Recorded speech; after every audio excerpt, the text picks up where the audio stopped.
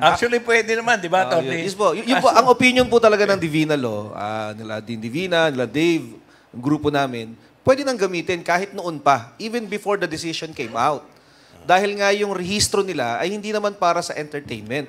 Ang rehistro nila ay para sa merchandise, gaya ng sinabi ni Tito Sen. Pero sila ang pumili eh. Si TVJ yung nagparaya. At sinabi na ayaw namin ng gulo.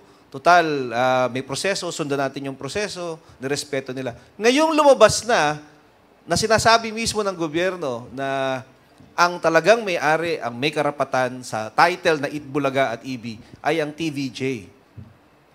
Dapat sila naman ang rumispeto. Para isa lang ang gagamit. Kung ang tanong, kailan pwedeng gamitin? Anytime, pwede na nilang gamitin.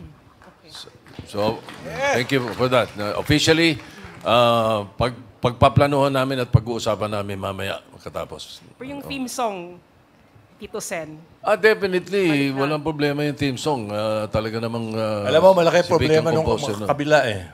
Bakit? Hindi nila makanta eh. Oo. May Tito Big and Joey. Yun ang malaki problema nila. Tito Big and Joey. Definitely sa kanta i-blip pwede nila, na namin gamitin yun.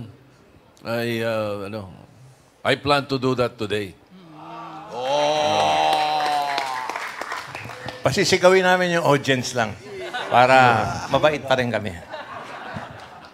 Siguro siguro pag tumigil na yung may gumagamit na iba at nagpakita ng respeto, yun na siguro ang tamang panahon. Merong pinaka-importanting salita ngayon kesa sa vindicated. Ano yun? Respeto. Yan ang pinaka-mabigat para sa akin ngayon. Yun nga yung sinasabi ko, pagka nagpakita sila ng respeto at tigilan na yung paggagamit ng hindi naman sa kanila, mas masaya. At siguradong hindi lang Merry Christmas, Happy New Year pa talaga. Thank you po. Thank you. Okay, thank you, Miss Natalie. Ngayon naman from Philippine Daily Inquirer, Miss Marinel Cruz. Oy, Marinel. Oy, Marinel. Kamusta? Good morning.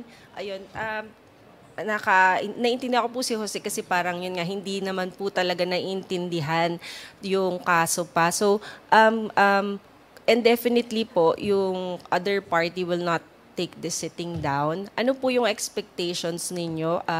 Magagamit na po ba agad or meron pong mga sinasabi po sila na mag-aapila or ganun po? Ano po yung plan ng TVJ?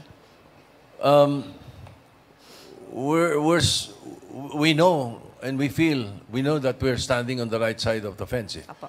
So, yung appeal naman, hindi naman maalis sa atin yun, sa hustisya natin. Yes. No? So, anybody has a right to appeal. O di, okay lang. Walang problema yun sa amin. Attorney, anong sasabi mo? Tatagal po ba yung paggamit kung may apila o pwede na po agad ngayon? Gaya nga nung sinabi ni Tito Joey, the important word is respeto. Pag naglabas ng desisyon ang korte, yung natalo pwedeng mag-apila. Yes, In the meantime, gagalangin mo ba yung desisyon o hindi? Di ba? So kung nag-aapila ka, tama, karapatan.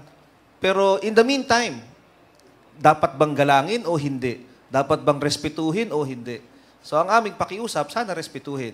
Sabi nga ni Tito Vic, ni Bossing, siguro pag nagpakita ng respeto, mas masayang magagamit na rin ng grupo yung pangalan ng wala nang iniisip na ma-offend. No? But to answer your question, may appeal process. So within 10 days, we expect they will file an appeal to the Director of the Bureau of Legal Affairs who will decide the matter within 30 days. And kung hindi sila satisfied sa magiging desisyon, they can go up. No? Meron pa silang appeal hanggang sa Court of Appeals, pwede pa hanggang sa Supreme Court. Pero ang tanong nga, in the meantime na sila naman ang naghahabol at may hatol na, kung paanong nagpakita ng respeto ang TVJ, bagamat masakit sa kanila, sila ang may likha, iba gumagamit. Ngayong sinabi ng gobyerno na sila ang lumikha, sila may karapatan, at sila ngayon nag-aapila, yung kabila ang nag-aapila, sana in the meantime, respetuhin muna yung desisyon at huwag na nilang gamitin.